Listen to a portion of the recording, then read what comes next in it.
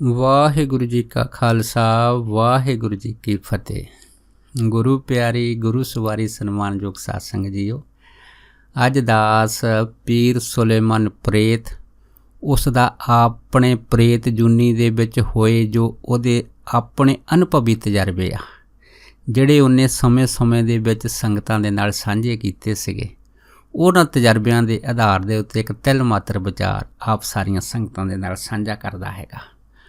ਸੋ ਸਭ ਤੋਂ ਪਹਿਲਾਂ ਆਪਾਂ ਸੁਲੇਮਾਨ ਪ੍ਰੇਤ ਦੀ ਥੋੜ੍ਹੀ ਜਿਹੀ ਅਗਰ ਪਿਛਲੀ ਗੱਲ ਉਹਦੇ ਜੀਵਨ ਦੀ ਆਪਾਂ ਦੇਖਦੇ ਹਾਂ ਕਿ ਇਰਾਨ ਦੇ ਰਹਿਣ ਵਾਲਾ ਸੁਲੇਮਾਨ ਜਿਹੜਾ ਕਿਸੇ ਟਾਈਮ ਇਹ ਜੋ ਪੀਰਾਂ ਦਾ ਕੰਮ ਕਰਦਾ ਹੁੰਦਾ ਸੀਗਾ, ਦੁਨੀਆ ਨੂੰ ਪੁੱਛਾਂ ਦਿੰਦਾ ਹੁੰਦਾ ਸੀਗਾ, ਉਹਨਾਂ ਤੋਂ ਪੈਸੇ ਲੈਂਦਾ ਹੁੰਦਾ ਸੀਗਾ ਜਾਂ ਹੋਰ ਵੀ ਕਈ ਪ੍ਰਕਾਰ ਦੇ ਊਚ ਨੀਚ ਕੰਮ ਕਰਦਾ ਸੀਗਾ।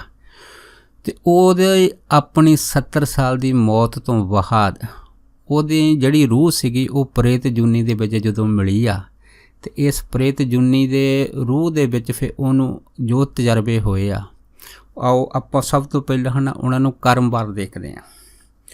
ਪਹਿਲਾ ਤਜਰਬਾ ਕੀ ਉਹ ਦੱਸਦਾ ਹੈਗਾ, ਉਹ ਜੋ ਸੁਲੇਮਾਨ ਹੈ ਨਾ, ਉਹਨੇ ਆਪਣੇ ਤਜਰਬੇ ਦੇ ਵਿੱਚ ਇਹ ਦੇਖਿਆ ਹੈ ਕਿ ਇਨਸਾਨ ਦੇ ਜਿੰਨੇ ਵੀ ਚੰਗੇ ਮੰਦੇ ਕਰਮ ਆ ਨਾ, ਇਹ ਚੰਗੇ ਮੰਦੇ ਕਰਮਾਂ ਦਾ ਹਿਸਾਬ ਇਨਸਾਨ ਨੂੰ ਅੱਗੇ ਜਾ ਕੇ ਦਰਗਾਹ ਦੇ ਵਿੱਚ ਦੇਣਾ ਪੈਂਦਾ। ਇਹ ਇੱਕ ਜੋ ਗੁਰਬਾਣੀ ਨੇ ਕਿਹਾ ਹੈ ਨਾ, ਚੰਗਿਆਈਆਂ ਬੁਰਾਈਆਂ ਬਾਚੇ ਧਰਮ ਹਦੂਰ, ਬਸ ਇਹਦੇ ਉੱਤੇ ਪੂਰਨ ਤੌਰ ਦੇ ਉੱਤੇ ਇਹ ਸੁਲੇਮਾਨ ਪ੍ਰੇਤ ਦੀ ਜਿਹੜੀ ਅਨੁਭਵੀ ਤਜਰਬੇ ਦੀ ਗੱਲ ਹੈ ਪੂਰੀ ਢੁਕਦੀ ਹੈ ਕਿ ਦੁਨੀਆ ਦੇ ਅੰਦਰ ਜਿੰਨੇ ਵੀ ਚੰਗੇ ਮੰਦੇ ਕੰਮ ਹਨ, ਉਹਦਾ ਲੇਖਾ ਜੋਖਾ ਜਿਹੜਾ ਹੈ ਉਹ ਧਰਮਰਾਜ ਦੀ ਕਚਹਿਰੀ 'ਚ ਦੇਣਾ ਪੈਂਦਾ ਹਰੇਕ ਇਨਸਾਨ ਨੂੰ। ਦੂਸਰਾ ਕੀ ਹੁੰਦਾ ਹੈ ਕਿ ਉਹ ਦੱਸਦਾ ਹੈਗਾ ਕਿ ਇਹ ਜਿਹੜੇ ਚੰਗੇ ਮੰਦੇ ਕਰਮ ਆ, ਇਹ ਉੱਥੇ ਧਰਮਰਾਜ ਦੀ ਕਚਹਿਰੀ ਦੇ ਵਿੱਚ ਪ੍ਰਗਟ ਹੋ ਜਾਂਦੇ ਆ, ਅਤੇ ਇਹਨਾਂ ਦਾ ਲੇਖਾ ਜੋਖਾ ਇਹ ਚਿੱਤਰਗੁਪਤ ਨਾਂ ਦੇ 2 ਮੁਨੀਮ ਜਿਹੜੇ ਧਰਮਰਾਜ ਦੇ ਹਨ, ਉਹ ਹਿਸਾਬ ਕਿਤਾਬ ਸਾਰਾ ਦੇਖ ਕੇ ਤਾਂ ਫਿਰ ਧਰਮਰਾਜ ਨੂੰ ਦੱਸਦੇ ਆ। ਕਿਉਂ ਚਿੱਤਰਗੁਪਤ ਦਾ ਨਾਂ ਗੁਰਬਾਣੀ ਦੇ ਅੰਦਰ ਬਹੁਤ ਕਈ ਵਾਰ ਆਇਆ ਹੈ ਕਿ ਗਾਵਣ ਤੁਧ ਨੂੰ ਚਿੱਤ ਗੁਪਤ ਲਿਖ ਜਾਣਨ, ਲਿਖ ਲਿਖ ਧਰਮ ਵਿਚਾਰੇ। ਸੋ ਇਹ ਵੀ ਜਿਹੜੀ ਹੈ ਨਾ ਗੱਲ ਹੈ ਸੁਲੇਮਾਨ ਪ੍ਰੇਤ ਦੀ ਪੂਰੀ ਗੁਰਬਾਣੀ ਦੇ ਉੱਤੇ ਖਰੀ ਉਤਰਦੀ ਆ। ਭਾਵ ਕੀ ਆ ਕਿ ਜਿੰਨਾ ਵੀ ਜਿਹੜਾ ਨਾ ਹਿਸਾਬ ਕਿਤਾਬ ਉਹ ਚਿੱਤਰਗੁਪਤ ਦਾ ਜਿਹੜਾ ਹੈ ਲੇਖਾ ਜੋਖਾ ਉਹ ਉਸ ਕਚਹਿਰੀ ਦੇ ਵਿੱਚ ਪ੍ਰਗਟ ਹੋ ਜਾਂਦਾ। ਭਾਵ ਕਿ ਬੜੇ ਅਚਰਜ ਭੇਦ ਜਿਹੜੇ ਸੁਲੇਮਾਨ ਨੇ ਉਸ ਪ੍ਰੇਤ ਜੂਨੀ ਦੇ ਵਿੱਚ ਆਪਣੇ ਅਨੁਭਵੀ ਤਜਰਬੇ ਦੇ ਵਿੱਚ ਕਿਸੇ ਦੇ ਸਰੀਰ ਦੇ ਅੰਦਰ, ਮਨਮੋਹਨ ਸਿੰਘ ਨਾਮ ਦੇ ਇੱਕ ਵਿਅਕਤੀ ਦੇ ਸਰੀਰ ਦੇ ਅੰਦਰ ਉਸ ਨੂੰ ਆਪਣੇ ਪੂਰੇ ਕਬਜ਼ੇ ਵਿੱਚ ਲੈ ਕੇ ਅਤੇ ਉਹਦੇ ਉੱਤੇ ਆਪਣਾ ਪੂਰਾ ਕਬਜ਼ਾ ਕਰਕੇ ਜਿਹੜੇ ਸਮੇਂ 'ਚ ਸੰਗਤਾਂ ਨਾਲ ਸਾਂਝੇ ਕੀਤੇ ਆ, ਉਹਨਾਂ ਦੀ ਸਾਰੀ ਗੱਲ ਜਿਹੜੀ ਹੈ ਨਾ ਸੁਲੇਮਾਨ ਪ੍ਰੇਤ ਦੀ ਉਹ ਇੱਕ ਗੁਰਬਾਣੀ ਦੇ ਉੱਤੇ ਪੂਰੀ ਉਤਰਦੀ ਆ। ਅਗਲਾ ਸੁਲੇਮਾਨ ਕੀ ਦੱਸਦਾ ਹੈਗਾ ਕਿ ਜਿਹੜੀ ਇਨਸਾਨੀ ਰੂਹ ਆ ਨਾ, ਜਦੋਂ ਇਹ ਜਾਂਦੀ ਹੈ ਇਹਦੇ 2 ਰਸਤੇ ਆ। ਇੱਕ ਤਾਂ ਹੈਗਾ ਦੇਵ ਰਸਤਾ, ਉਹ ਰੂਹਾਂ ਜਿਹੜੀਆਂ ਵਾਹਿਗੁਰੂ ਦੇ ਨਾਲ ਭੇਦ ਹੋਈਆਂ ਉਸ ਰਸਤੇ ਨੂੰ ਚਲੀਆਂ ਜਾਂਦੀਆਂ, ਅਤੇ ਦੂਸਰੀਆਂ ਜਿਹੜੀਆਂ ਮਲੀਨ ਰੂਹਾਂ ਹੁੰਦੀਆਂ ਹੈ ਉਹ ਫਿਰ ਜਮ ਮਾਰਗ ਨੂੰ ਜਾਂਦੀਆਂ ਹੈ। ਇਹ ਵੀ ਗੱਲ ਜਿਹੜੀ ਹੈ ਨਾ ਗੁਰਬਾਣੀ ਦੇ ਉੱਤੇ ਪੂਰੀ ਹੈ। ਕਿਉਂ ਜਿਹੜੀਆਂ ਚੰਗੀਆਂ ਅਤੇ ਮੰਦੀਆਂ ਰੂਹਾਂ ਦੇ ਰਸਤੇ ਵੀ ਅਲੱਗ-ਅਲੱਗ ਹੈਗੇ ਆ। ਭਾਵ ਕੀ ਆ, ਜਿਹੜੀਆਂ ਮਾੜੀਆਂ ਰੂਹਾਂ ਉਹਨਾਂ ਨੂੰ ਜਮਦੂਤ ਲੈਣ ਆਉਂਦੇ ਆ, ਜਿਹੜੀਆਂ ਚੰਗੀਆਂ ਹੈ ਉਹਨਾਂ ਨੂੰ ਦੇਵ ਪੁਰਸ਼ ਲੈਣ ਆਉਂਦੇ। ਇਸ ਤਰ੍ਹਾਂ ਦੇ ਨੇਕਾਂ ਹੀ ਪ੍ਰਮਾਣ ਅਸੀਂ ਗੁਰਬਾਣੀ 'ਚ ਦੇਖਦੇ ਹਾਂ, ਅਤੇ ਇਸ ਤਰ੍ਹਾਂ ਦੇ ਨੇਕਾਂ ਪ੍ਰਮਾਣ ਸਾਨੂੰ ਭਾਈ ਗੁਰਦਾਸ ਦੀ ਬਾਣੀ ਦੇ ਵਿੱਚ ਵੀ ਸਹਿਜੇ ਤੌਰ 'ਤੇ ਮਿਲ ਜਾਂਦੇ ਆ। ਅੱਗੇ ਸੁਲੇਮਾਨ ਪ੍ਰੇਤ ਜਿਹੜਾ ਦੱਸਦਾ ਹੈਗਾ ਕਿ ਜਦੋਂ ਧਰਮਰਾਜ ਦੇ ਜਮਦੂਤ ਆਉਂਦੇ ਆ, ਜਮਦੂਤ ਇਨਸਾਨ ਦੇ ਸਰੀਰ ਨੂੰ ਨਹੀਂ ਫੜਦੇ, ਉਸ ਸਰੀਰ ਦੇ ਵਿੱਚ ਰਹਿਣ ਵਾਲੀ ਜਿਹੜਾ ਸੂਖਮ ਸਰੀਰ ਹੈ ਨਾ, ਜਿਹਨੂੰ ਅਸੀਂ ਰੂਹ ਆਖਦੇ ਹਾਂ, ਉਹਨੂੰ ਦਬੋਚਦੇ ਆ।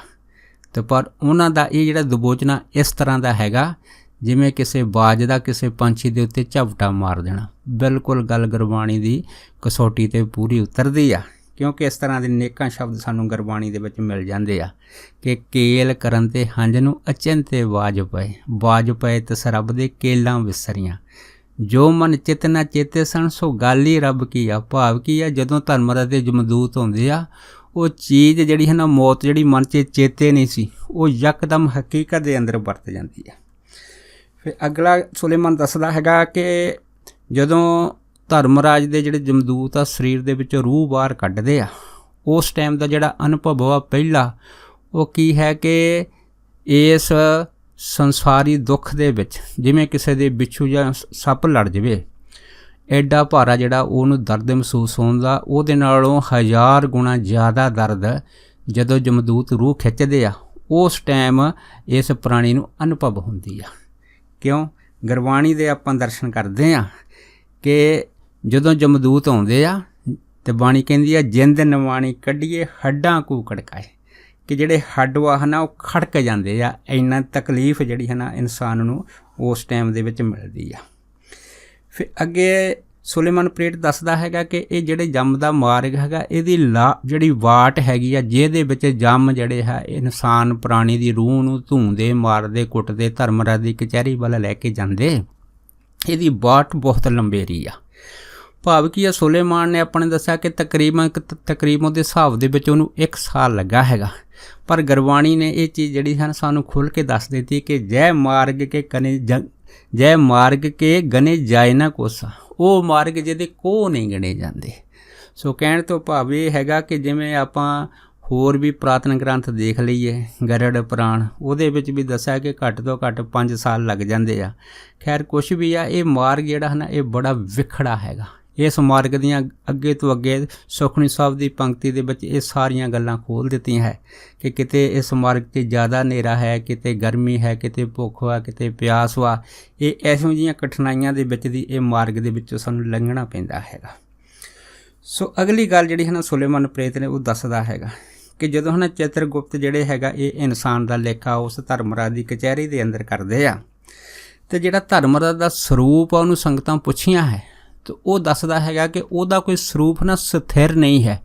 ਜਿਹੋ ਜਿਹਾ ਪ੍ਰਾਣੀ ਹੈ ਉਹ ਆਪਣਾ ਸਰੂਪ ਜਿਹੜਾ ਹੈ ਨਾ ਉਹੋ ਜਿਹਾ ਬਣਾ ਕੇ ਉਹਦੇ ਮੂਹਰੇ ਆ ਜਾਂਦਾ ਹੈ, ਜਾਂ ਉਹਨੂੰ ਆਪਣਾ ਰੂਪ ਜਿਹੜਾ ਹੈ ਉਹ ਬਦਲ ਕੇ ਉਹਦੇ ਨਾਲ ਉਹ ਫੈਸਲਾ ਕਰਦਾ ਹੈਗਾ। ਇਹ ਵੀ ਗੁਰਬਾਣੀ ਦੀ ਕਸੌਟੀ ਉੱਤੇ ਸੁਲੇਮਾਨ ਦੀ ਗੱਲ ਬਿਲਕੁਲ ਠੀਕ ਹੈ ਕਿ ਧਰਮਰਾਜ ਦਾ ਆਪਣਾ ਸਰੂਪ ਜਿਹੜਾ ਹੈ ਨਾ ਉਹ ਜੋ ਵਾਹਿਗੁਰੂ ਨੇ ਉਹਨੂੰ ਬਖਸ਼ਿਆ ਹੈਗਾ ਉਹ ਉਹਦੇ ਆਧਾਰ 'ਤੇ ਬਦਲ ਕੇ ਸਰੂਪ ਜਿਹੜਾ ਬਖਸ਼ਦਾ। ਜਿਵੇਂ ਭਾਈ ਗੁਰਦਾਸ ਦੀ ਬਾਣੀ ਸਾਨੂੰ ਦੱਸਦੀ ਆ ਕਿ ਜਿਹੜਾ ਪਾਪੀ ਹੈਗਾ ਇਨਸਾਨ ਉਹਨੂੰ ਧਰਮਰਾਜ ਦਾ ਸਰੂਪ ਜਿਹੜਾ ਜਮ ਰੂਪ ਨਜ਼ਰ ਆਉਂਦਾ ਹੈ, ਅਤੇ ਜਿਹੜਾ ਪੁੰਨੀ ਹੈਗਾ ਉਹਨੂੰ ਧਰਮਰਾਜ ਦਾ ਸਰੂਪ ਜਿਹੜਾ ਹੈ ਨਾ ਸੰਤ ਰੂਪ ਹੋ ਕੇ ਉਹਨੂੰ ਦਰਸ਼ਨ ਦਿੰਦਾ ਹੈਗਾ। ਇਹੀ ਬੜੇ ਅਚਰਜ ਜਿਹੜੇ ਨਾ ਕ੍ਰਿਸ਼ਮੇ ਇਹ ਸੁਲੇਮਾਨ ਵੀ ਦੱਸਦਾ ਹੈਗਾ ਕਿ ਇਸ ਤਰ੍ਹਾਂ ਹੁੰਦੀ ਆ। ਭਾਵ ਕਿ ਉਹ ਵੀ ਦੱਸਦਾ ਹੈਗਾ ਕਿ ਉਹਦਾ ਸਰੂਪ ਜਿਹੜਾ ਹੈ ਨਾ ਉਹ ਇਸ ਤਰ੍ਹਾਂ ਦਾ ਹੈਗਾ। ਜੈਸਾ ਸੇਵੇ ਬਾਣੀ ਕਹਿੰਦੀ ਹੈ ਤੈਸਾ ਹੋਵੇ, ਕਿ ਜਿੱਦਾਂ ਦਾ ਕੋਈ ਸੇਵਦਾ ਹੈ ਨਾ ਉੱਦਾਂ ਦਾ ਹੀ ਹੋ ਜਾਂਦਾ ਹੈ। ਫਿਰ ਸੁਲੇਮਾਨ ਪ੍ਰੇਰਿਤ ਦੱਸਦਾ ਹੈਗਾ ਕਿ ਉਸ ਜਮ ਮਾਰਗ ਦੇ ਵਿੱਚ ਇੱਕ ਨਹੀਂ ਕਰੋੜਾਂ ਤਰ੍ਹਾਂ ਦੇ ਨਰਕ ਵਾ। ਬਸ ਜਿਸ ਨਰਕ ਦੇ ਵਿੱਚ ਉਹਨੂੰ ਸਿੱਟਿਆ ਗਿਆ ਉਹ ਨਰਕ ਜਿਹੜਾ ਹੈ ਉਹ ਕੁੰਭੀ ਨਰਕ ਕਹਾਉਂਦਾ ਹੈਗਾ, ਅਤੇ ਉਸ ਨਰਕ ਦੇ ਅੰਦਰ ਮਿੱਝ ਹੈਗੀ ਆ, ਖੂਨ ਹੈ, ਹੱਡੀਆਂ ਹੈ, ਅੱਗ ਹੈ, ਇਸ ਤਰ੍ਹਾਂ ਦੇ ਬੜੇ ਜਿਹੜੇ ਹੈ ਨਾ ਉਹਦੇ ਵਿੱਚ ਸਜ਼ਾਵਾਂ ਦਿੱਤੀਆਂ ਜਾਂਦੀਆਂ ਹੈ। ਅਤੇ ਇਹ ਜਿਹੜਾ ਨਰਕ ਵਾ ਇਸ ਨਰਕ ਦੀ ਉਹ ਲੰਬਾਈ ਚੜਾਈ ਵੀ ਦੱਸਦਾ ਹੈ ਕਿ ਐਡਾ ਜਿਹੜਾ ਹੈ ਨਾ ਵੱਡਾ ਇਹ ਨਰਕ ਹੈਗਾ। ਸੋ ਕਹਿਣ ਤੋਂ ਭਾਵ ਇਹ ਹੈਗਾ ਕਿ ਇਸ ਤਰ੍ਹਾਂ ਦਾ ਜਦੋਂ ਉਹਨੂੰ ਪੁੱਛਿਆ ਗਿਆ ਕਿ ਇੱਕ ਹੀ ਨਰਕ ਹੈ ਜਾਂ ਕਿੰਨੇ ਆ, ਤਾਂ ਉਹ ਕਹਿੰਦਾ ਵੀ ਕੋਈ ਗਿਣਤੀ ਨਹੀਂ ਆ। ਇਹਦੀ ਗੱਲ ਗੁਰਬਾਣੀ ਦੇ ਪੂਰੇ ਕਸੌਟੀ 'ਤੇ ਖਰੀ ਉਤਰਦੀ ਆ। ਜਿਵੇਂ ਬਾਣੀ ਕਹਿੰਦੀ ਹੈ ਕਿ ਕਈ ਕੋਟ ਭੂਤ ਪ੍ਰੇਤ ਸੂਕਰ ਮਿਰਗਾਚ, ਅਤੇ ਪਰ ਨਾਲ ਬਾਣੀ ਕਹਿੰਦੀ ਹੈ ਕਿ ਕਈ ਕੋਟ ਨਰਕ ਸੁਰਗ ਅਵਤਾਰ, ਕਿ ਕਈ ਤਰ੍ਹਾਂ ਦੇ ਨਰਕ ਸੁਰਗ ਅਵਤਾਰ ਅਤੇ ਕਈ ਤਰ੍ਹਾਂ ਦੇ ਭੂਤਾਂ ਪ੍ਰੇਤਾਂ ਦੀਆਂ, ਭਾਵ ਕਿ ਉਹ ਬਦਰੂਹਾਂ ਜਿਹੜੀਆਂ ਨਰਕ ਦੇ ਵਿੱਚ ਸਿੱਟੀਆਂ ਜਾਂਦੀਆਂ ਹੈ। ਇਹ ਗੱਲ ਜਿਹੜੀ ਹੈ ਨਾ ਸੁਲੇਮਾਨ ਦੀ ਹੈਗੀ ਆ, ਉਹਦੇ ਜੀਵਨ ਦੇ ਤਜਰਬੇ ਦੇ ਵਿੱਚ ਪੂਰੀ ਉਤਰਦੀ ਹੈ। ਅੱਗੇ ਸੁਲੇਮਾਨ ਆਖਦਾ ਹੈਗਾ ਕਿ ਜਿਹੋ ਜਿਹਾ ਆਦਮੀ ਨੇ ਜਿਹੋ ਜਿਹਾ ਕਰਮ ਕੀਤਾ ਹੁੰਦਾ ਹੈ ਨਾ ਉਹੋ ਜਿਹੀ ਫਿਰ ਉਹਨੂੰ ਜੂਨ ਮਿਲਦੀ ਹੈਗੀ ਆ। ਕਿਉਂ? ਸੁਲੇਮਾਨ ਨੇ ਸਾਰੀ ਉਮਰ ਆਪਣਾ ਜਿਹੜਾ ਕੰਮ ਸੀਗਾ ਉਹ ਇਹਨਾਂ ਪੁੱਛਾਂ ਦੇ ਵਿੱਚ ਜਾਂ ਭੂਤ ਪ੍ਰੇਤਾਂ ਦੀਆਂ ਮੜੀਆਂ ਦੇ ਕਬਰਾਂ ਦੇ ਵਿੱਚ ਦੁਨੀਆ ਤੋਂ ਪੈਸੇ ਹੇਰਾ ਫੇਰੀਆਂ ਠੱਗੀਆਂ ਕਰਕੇ ਆਪਣੇ ਜੀਵਨ ਦਾ ਨਿਰਵਾਹ ਕੀਤਾ ਸੀਗਾ, ਅਤੇ ਇਸ ਕਰਕੇ ਉਹਦੀ ਜਿਹੜੀ ਜੂਨ ਸੀਗੀ ਉਹਨੂੰ ਪ੍ਰੇਤ ਜੂਨੀ 'ਚ ਮਿਲਾ ਦਿੱਤਾ ਗਿਆ ਸੀਗਾ। ਅਤੇ ਗੁਰਬਾਣੀ ਦਾ ਫਰਮਾਨ ਹੈ ਕਿ ਜੈਸਾ ਸੇਵੇ ਤੈਸਾ ਹੋਵੇ, ਜਿਹੋ ਜਿਹੀ ਕੋਈ ਸੇਵਾ ਕਰਦਾ ਕਰਮ ਕਰਦਾ ਉਹਨੂੰ ਉਹੋ ਜਿਹਾ ਉਹਦਾ ਜੋ ਫਲ ਬਣਦਾ ਉਹਨੂੰ ਦੇ ਦਿੱਤਾ ਜਾਂਦਾ। ਇਸ ਕਰਕੇ ਸੁਲੇਮਾਨ ਪ੍ਰੇਰਿਤ ਜਿਹੜਾ ਸੀਗਾ ਇੰਡੀਆ ਦੀ ਜਿਹੜਾ ਜੀਵਨ ਸੀਗਾ ਇਹ 1000 ਸਾਲ ਇਸ ਪ੍ਰੀਤ ਜੂਨੀ ਦੇ ਵਿੱਚ ਪਾ ਦਿੱਤਾ ਸੀਗਾ। ਫਿਰ ਅੱਗੇ ਸੁਲੇਮਾਨ ਦੱਸਦਾ ਹੈਗਾ ਕਿ ਧਰਮਰਾਜ ਦੇ ਅੱਗੇ ਫਿਰ ਇਹ ਬੇਨਤੀ ਵੀ ਕੋਈ ਇਨਸਾਨ ਜਿਹੜਾ ਕਰ ਸਕਦਾ, ਜਿਵੇਂ ਸੁਲੇਮਾਨ ਨੇ ਕੀਤੀ ਸੀਗੀ ਆਪਣੇ ਉਸ ਕਚਹਿਰੀ ਦੇ ਅੰਦਰ ਜੀਵਨ ਆਧਾਰ ਵਾਸਤੇ, ਆਪਣੀ ਮੁਕਤੀ ਦੇ ਵਾਸਤੇ, ਫਿਰ ਧਰਮਰਾਜ ਨੇ ਉਹਦਾ ਜਿਹੜਾ ਕੋਈ ਚੰਗਾ ਕਰਮ ਸੀਗਾ ਹੈ ਨਾ, ਜਾਂ ਉਹਨੇ ਨਵਾਜ਼ਾਂ ਪੜ੍ਹੀਆਂ ਸੀਗਾ, ਜਾਂ ਜੋ ਕੋਈ ਧਰਮ ਦੇ ਕੰਮ ਕੀਤੇ ਸੀ, ਉਹਦੇ ਆਧਾਰ ਦੇ ਉੱਤੇ ਦੱਸਿਆ ਸੀਗਾ ਕਿ ਸਮਾਂ ਆਊਗਾ ਜਦੋਂ ਸੰਤ ਬਾਬਾ ਈਸ਼ਰ ਸਿੰਘ ਜੀ ਮਹਾਂਪੁਰਖ ਆਉਣਗੇ, ਉਹ ਤੇਰੇ ਜੀਵਨ ਦੇ ਵਿੱਚ ਆਉਣਗੇ। ਜਦੋਂ ਤੇਰਾ 1000 ਸਾਲ ਦਾ ਆਖਰੀ ਸਮਾਂ ਨੇੜੇ ਆਊਗਾ ਅਤੇ ਉਹਦੇ ਵਿੱਚ ਫਿਰ ਤੇਰੇ ਜੀਵਨ ਦੀ ਮੁਕਤੀ ਇਹਨਾਂ ਮਹਾਂਪੁਰਖਾਂ ਦੁਆਰਾ ਹੋਊਗੀ। ਸੋ ਇਸੇ ਤਰ੍ਹਾਂ ਹੋਇਆ ਸੀਗਾ ਕਿ ਸੁਲੇਮਾਨ ਪ੍ਰੇਤ ਦਾ ਜਿਹੜਾ ਆਖਰੀ ਜੀਵਨ ਸੀਗਾ ਉਹ ਸੰਤ ਬਾਬਾ ਈਸ਼ਰ ਸਿੰਘ ਜੀ ਰਾੜੇ ਵਾਲੇ ਮਹਾਂਪੁਰਖਾਂ ਦੇ ਚਰਨਾਂ ਦੇ ਵਿੱਚ ਆ ਗਿਆ ਸੀਗਾ। ਸੋ ਅਗਲੀ ਜਿਹੜੀ ਗੱਲ ਹੈ ਨਾ ਸੁਲੇਮਾਨ ਦੀ ਹੈ, ਉਹ ਦੱਸਦਾ ਹੈਗਾ ਕਿ ਮੇਰੇ ਜੀਵਨ ਦੇ ਵਿੱਚ ਇੱਕ ਜਿਹੜੀ ਹੈ ਨਾ ਅਹਿਮ ਗੱਲ ਸੀਗੀ, ਉਹ ਸੀ ਬਦਲੇ ਦੀ ਭਾਵਨਾ। ਕਿਉਂ? ਜਿਸ ਸ਼ਖਸ ਨੂੰ ਉਹਨੇ ਪਕੜਿਆ ਸੀ ਹੈ ਨਾ, ਮਨਮੋਹਨ ਸਿੰਘ ਦੇ ਨਾਮ ਦਾ ਹੈ, ਉਹ ਜਿਹੜਾ ਸ਼ਖਸ ਸੀਗਾ ਉਹ ਉਸ ਟਾਈਮ ਇਹ ਸੁਲੇਮਾਨ ਪ੍ਰੇਤ ਦੇ ਨਾਲ ਇੱਕ ਉਹਦੀ ਲੜਕੀ ਦੇ ਨਾਲ ਜਿਹੜਾ ਨਜਾਇਜ਼ ਸੰਬੰਧ ਬਣਾ ਕੇ ਰਹਿ ਰਿਹਾ ਸੀਗਾ, ਉਹਦਾ ਸੁਲੇਮਾਨ ਪ੍ਰੇਤ ਨੇ ਬਦਲਾ ਲੈਣਾ ਸੀਗਾ। ਇਸ ਕਰਕੇ ਧਰਮਰਾਜ ਦੇ ਜਿਹੜੇ ਕਚਹਿਰੀ ਦੇ ਵਿੱਚ ਇਹ ਆਵਾਜ਼ ਆਈ ਸੀਗੀ ਕਿ ਜਦੋਂ ਇਹ ਸ਼ਖਸ ਆਪਣੇ 10 ਜਨਮ ਪੂਰੇ ਕਰ ਲੈ ਗਿਆ ਹੈ ਨਾ, ਜਿਹਦੇ ਨਾਲ ਤੂੰ ਬਦਲੇ ਦੀ ਭਾਵਨਾ ਰੱਖੀ ਹੈ, ਅਤੇ ਉਸ ਤੋਂ ਬਾਅਦ ਆਖਰ ਦੇ ਵਿੱਚ ਤੂੰ ਇਹ ਤੋਂ ਬਦਲਾ ਵੀ ਲੈ ਸਕਦਾ ਹੈਗਾ। ਪਰ ਦੇਖੋ ਇਹ ਬਹੁਤ ਵੱਡੀ ਗੱਲ ਹੈਗੀ ਆ ਕਿ ਜਿਵੇਂ ਗੁਰਬਾਣੀ ਦਾ ਫਰਮਾਨ ਹੈ ਨਾ ਕਿ ਜਬ ਧਾਰੇ ਕੋਈ ਵੈਰੀ ਮੀਤ ਤਬ ਲਗ ਨਿਹਚਲ ਨਹੀਂ ਚੀਤ, ਕਿ ਜਿੰਨਾ ਚਿਰ ਹਿਰਦੇ ਦੇ ਵਿੱਚ ਇਹ ਫੁਰਨਾ ਬਣਿਆ ਰਹਿੰਦਾ ਹੈ ਕਿ ਮੇਰਾ ਉਹ ਮਿੱਤਰ ਹੈ, ਮੇਰਾ ਉਹ ਵੈਰੀ ਹੈ, ਤਦ ਤੱਕ ਇਹ ਭਟਕਣਾ ਬਣੀ ਰਹਿੰਦੀ ਹੈ। ਅਤੇ ਇਹ ਭਟਕਣਾ ਜਿਹੜੀ ਸੀ ਇਹ ਵੀ ਸੁਲੇਮਾਨ ਦੇ ਅੰਦਰ ਸੀਗੀ। ਸੋ ਕਹਿਣ ਤੋਂ ਭਾਵ ਇਹ ਹੈ ਕਿ ਜਿਹੜਾ ਖਿਮਾ ਦਾ ਗੁਣ ਵਾ ਨਾ, ਕਿਸੇ ਨੂੰ ਖਿਮਾ ਕਰ ਦੇਣਾ, ਇਹ ਇਹਨਾਂ ਚੀਜ਼ਾਂ ਦੇ ਬਚਾਓ ਤੋਂ ਰੱਖਦਾ ਹੈ, ਭਟਕਣਾ ਤੋਂ ਰੱਖਦਾ ਹੈਗਾ। ਸੋ ਅਗਲਾ ਜੋ ਸੁਲੇਮਾਨ ਨੇ ਦੱਸਿਆ ਹੈਗਾ ਕਿ ਪ੍ਰੇਤ ਜਿਹੜੇ ਹਨ ਇਹਨਾਂ ਦਾ ਜਿਹੜਾ ਸਰੀਰ ਕਿਹੋ ਜਿਹਾ ਹੁੰਦਾ ਹੈ, ਉਹ ਦੱਸਦਾ ਹੈ ਕਿ ਇਹ ਜਿਹੜਾ ਹੈ ਨਾ ਸਰੀਰ ਆ ਪ੍ਰੇਤ ਜੂਨੀ, ਇਹ 2 ਤੱਤਾਂ ਦੇ ਆਧਾਰ ਦੇ ਉੱਤੇ ਹੁੰਦੀ ਆ। ਇੱਕ ਹੁੰਦਾ ਪਵਨ ਤੱਤ, ਦੂਸਰਾ ਹੁੰਦਾ ਹੈ ਅਗਨੀ ਤੱਤ। ਇਹ ਫਿਰ ਅਗਨੀ ਅਤੇ ਪਵਨ ਤੱਤ ਦਾ ਜਿਹੜਾ ਸਰੀਰ ਪ੍ਰੇਤਾਂ ਨੂੰ ਮਿਲਦਾ ਹਨ, ਇਹਦੇ ਵਿੱਚ ਕੀ ਹੁੰਦਾ ਹੈਗਾ ਕਿ ਪ੍ਰੇਤ ਹੁੰਦੇ ਤਾਂ ਭਾਵੇਂ ਆਕਾਸ਼ ਮਾਰਗ ਵਾਲੇ, ਪਰ ਇਹਨਾਂ ਦਾ ਸਰੀਰ 24 ਘੰਟੇ 8 ਪੈਰ ਹੈ ਨਾ ਅੱਗ ਦੇ ਵਿੱਚ ਸੜਦਾ ਰਹਿੰਦਾ ਹੈ। ਭਾਵ ਕੀ ਆ, ਅੱਗ ਦੀ ਜਿਹੜੀ ਹੈ ਨਾ ਸੜਨ ਹੈਗੀ ਆ ਜਾਂ ਜਲਣ ਹੈ, ਇਹਨਾਂ ਦੇ ਸਰੀਰ ਨੂੰ ਹਮੇਸ਼ਾ ਹੀ ਤਪਤ ਪਾਉਂਦੀ ਰਹਿੰਦੀ ਹੈਗੀ ਆ। ਇਹ ਪ੍ਰੇਤ ਜੂਨੀ ਦਾ ਜੋ ਸੁਲੇਮਾਨ ਪ੍ਰੇਤ ਜਿਹੜਾ ਹੈ ਨਾ ਉਹ ਦੱਸਦਾ ਹੈਗਾ ਕਿ ਇਹ ਜੂਨੀ ਕਿਹੋ ਜਿਹੀ ਹੁੰਦੀ ਆ। ਭਾਵ ਕਿ ਮਨੁੱਖਾਂ ਦੇ ਹੀ 5 ਤੱਤਾਂ ਦੀ ਹੈ, ਪਰ ਪ੍ਰੇਤ ਜੂਨੀ ਜਿਹੜੀ ਹੈ ਇਹ 2 ਤੱਤਾਂ ਦੀ ਹੁੰਦੀ ਆ। ਸੋ ਅਗਲੀ ਗੱਲ ਜਿਹੜਾ ਹੈ ਨਾ ਸੁਲੇਮਾਨ ਦੱਸਦਾ ਹੈਗਾ ਕਿ ਜਿਵੇਂ ਇਨਸਾਨੀ ਜਾਮਾ ਸ਼ਹਿਰਾਂ ਪਿੰਡਾਂ ਜਾਂ ਵਧੀਆ ਸੁੰਦਰ ਮਕਾਨਾਂ ਦੇ ਵਿੱਚ ਰਹਿੰਦਾ ਹੈਗਾ, ਪਰ ਜਿਹੜੇ ਪ੍ਰੇਤ ਹਨ ਉਹਨਾਂ ਵਾਸਤੇ ਇਕਾਂਤ, ਅਜਾੜ, ਪਹਾੜ ਅਤੇ ਖੰਡਰ ਇਹ ਇਲਾਕੇ ਉਹਨਾਂ ਨੂੰ ਮਿਲਦੇ ਆ। ਇਹਨਾਂ ਇਲਾਕਿਆਂ ਦੇ ਵਿੱਚ ਇਹ ਪ੍ਰੇਤ ਜੂਨੀਆਂ ਰਹਿੰਦੀਆਂ ਹੈਗੀਆਂ, ਅਤੇ ਇਹਨਾਂ ਇਲਾਕਿਆਂ ਦੇ ਵਿੱਚ ਰਹਿ ਕੇ ਇਹ ਫਿਰ ਇੱਥੇ ਜੋ ਇਹਨਾਂ ਦੀ ਖੁਰਾਕ ਹੈਗੀ ਆ ਉਹਦਾ ਵੀ ਬਿਆਨ ਕਰਦਾ ਹੈਗਾ ਕਿ ਇਹਨਾਂ ਦਾ ਜਿਹੜਾ ਗਲੇ ਦਾ ਆਕਾਰ ਹੁੰਦਾ ਹੈਗਾ ਉਹ ਸੂਈ ਦੇ ਨੱਕੇ ਜਿੰਨਾ ਹੁੰਦਾ, ਅਤੇ ਇਹਨਾਂ ਦੀ ਭੁੱਖ ਜਿਹੜੀ ਹੈ ਨਾ ਉਹ 40 ਮਣ ਦੇ ਕਰੀਬ ਹੁੰਦੀ ਆ। ਅਤੇ ਫਿਰ ਉਹ ਖੁਰਾਕ ਵੀ ਦੱਸਦਾ ਹੈਗਾ ਕਿ ਇਹਨਾਂ ਦੀ ਜਿਹੜੀ ਖੁਰਾਕ ਹੈ ਨਾ ਪ੍ਰੇਤ ਜੂਨੀ ਵਾਲਿਆਂ ਦੀ, ਇਹ ਬੜੀ ਮਲੀਨ ਹੁੰਦੀ ਆ। ਭਾਵ ਕੀ ਆ, ਇਹ ਲਹੂ ਪੀਂਦੇ ਆ, ਦੂਸਰਾ ਕੀ ਹੁੰਦਾ ਹੱਡੀਆਂ ਖਾਂਦੇ ਆ, ਤੀਸਰਾ ਕੀ ਹੁੰਦਾ ਸੜਿਆ ਹੋਇਆ ਮਾਸ ਖਾਂਦੇ ਆ। ਇਹ ਫਿਰ ਜਿਹੜੇ ਕੋਲੇ ਹੈਗੇ ਸੜੇ ਹੋਏ, ਇਹ ਕੋਲਿਆਂ ਦਾ ਵੀ ਭਖਣ ਕਰਦੇ ਆ, ਕੋਲਿਆਂ ਨੂੰ ਵੀ ਖਾਂਦੇ ਆ। ਭਾਵ ਕੀ ਆ, ਇਹ ਜੂਨ ਦੇ ਅੰਦਰ ਦੂਸਰੀਆਂ ਜਿਹੜੀਆਂ ਖੁਰਾਕਾਂ ਜਿਹੜੀਆਂ ਮਨੁੱਖ ਨੂੰ ਮਿਲਦੀਆਂ ਹੈਗੀਆਂ ਉਹ ਤੋਂ ਬਿਲਕੁਲ ਵਿਪਰੀਤ ਖੁਰਾਕਾਂ ਇਹਨਾਂ ਨੂੰ ਮਿਲਦੀਆਂ ਹੈਗੀਆਂ। ਮਲੀਨ, ਸਭ ਤੋਂ ਵੱਧ ਮਲੀਨ ਖੁਰਾਕ ਜਿਹੜੀ ਹੈ ਨਾ ਉਹ ਪ੍ਰੇਤ ਦੇ ਹਿੱਸੇ ਪੈਂਦੀ ਆ। ਅਤੇ ਇਸ ਕਰਕੇ ਪ੍ਰੇਤ ਦੀ ਭੁੱਖ ਜ਼ਿਆਦਾ ਹੋਣ ਦੇ ਨਾਲ ਇਹ ਜਿਹੜੀਆਂ ਪ੍ਰੇਤ ਜੂਨਾਂ ਹੈਗੀਆਂ ਫਿਰ ਇਹ ਉਹਨਾਂ ਮਨੁੱਖਾਂ ਨੂੰ ਸ਼ਿਕਾਰ ਬਣਾਉਂਦੀਆਂ ਹੈਗੀਆਂ ਜਿਹੜਾ ਮਨੁੱਖਾਂ ਦੀਆਂ ਰੂਹਾਂ ਜਿਹੜੀਆਂ ਉਹ ਮਲੀਨ ਹੁੰਦੀਆਂ। ਅਤੇ ਫਿਰ ਉਹਦੇ ਵਿੱਚ ਸੁਲੇਮਾਨ ਜਿਹੜਾ ਹੈ ਨਾ ਇਹ ਵੀ ਦੱਸਦਾ ਹੈਗਾ ਕਿ ਇਹ ਜਿਹੜੀਆਂ ਹੈ ਨਾ ਮਲੀਨ ਰੂਹਾਂ ਹੈਗੀਆਂ ਜਿਹੜਾ ਨੂੰ ਅਸੀਂ ਆਪਣੇ ਕਬਜ਼ੇ ਦੇ ਵਿੱਚ ਲੈ ਕੇ ਉਹਨਾਂ ਤੋਂ ਖੁਰਾਕ ਇਸ ਤਰ੍ਹਾਂ ਪ੍ਰਾਪਤ ਕਰਦੇ ਹਾਂ ਜਿਵੇਂ ਕਿਤੇ ਸਿਆਹੀ ਡਿੱਗੀ ਹੋਵੇ ਅਤੇ ਉਸ ਸਿਆਹੀ ਦੇ ਉੱਤੇ ਹੈ ਨਾ ਸਿਆਹੀ ਚੂਸ ਰੱਖ ਦਈਏ, ਅਤੇ ਸਿਆਹੀ ਚੂਸ ਉਸ ਸਿਆਹੀ ਨੂੰ ਜਿਵੇਂ ਚੂਸਦਾ ਹੈਗਾ, ਇਸੇ ਤਰ੍ਹਾਂ ਕਹਿੰਦੇ ਆ ਅਸੀਂ ਉਸ ਇਨਸਾਨੀ ਜਾਂ ਮਲੀਨ ਰੂਹ ਨੂੰ ਆਪਣੇ ਕਬਜ਼ੇ ਦੇ ਵਿੱਚ ਲੈ ਕੇ ਅਤੇ ਉਹਨੂੰ ਇਸ ਢੰਗ ਦੇ ਨਾਲ ਜਕੜਦੇ ਹਾਂ ਅਤੇ ਉਹਨੂੰ ਇਸ ਚੀਜ਼ ਦਾ ਇਲਮ ਨਹੀਂ ਹੋਣ ਦਿੰਦੇ। ਇਹ ਜਿਹੜਾ ਇਲਮ ਆ ਨਾ ਕਹਿੰਦੇ ਘੱਟੋ ਘੱਟ ਨਹੀਂ ਤਾਂ 3 ਸਾਲ ਅਸੀਂ ਉਹਨੂੰ ਪਤਾ ਨਹੀਂ ਲੱਗਣ ਦਿੰਦੇ ਕਿ ਅਸੀਂ ਤੇਰੇ ਨਾਲ ਚੁੰਬੜੇ ਹੋਏ ਹਾਂ। ਇਹ ਸੁਲੇਮਾਨ ਵੀ ਇੱਕ ਹੈ ਨਾ ਬਹੁਤ ਭੇਦ ਦੀ ਜਿਹੜੀ ਹੈ ਨਾ ਖਬਰ ਹੈਗੀ ਹੈ ਇਸ ਸੰਗਤ ਦੇ ਨਾਲ ਸਾਂਝਾ ਕਰਦਾ ਹੈਗਾ।